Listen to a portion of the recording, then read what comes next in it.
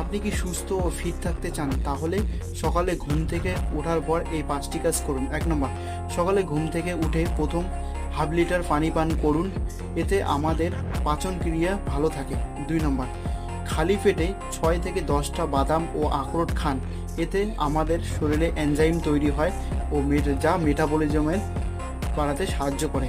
3 নম্বর, সকালের নাস্তা সবসময় ভারী করতে হয় ও সকালে কার্বোহাইড্রেট এবং প্রোটিনযুক্ত খাবার বেশি খেতে হয়।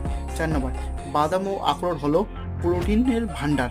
আপনি যদি বাদাম ও আখরোট খেতে না পারেন তবে আপনি কিন্তু কিছু চীনাবাদাম খেতে পারেন।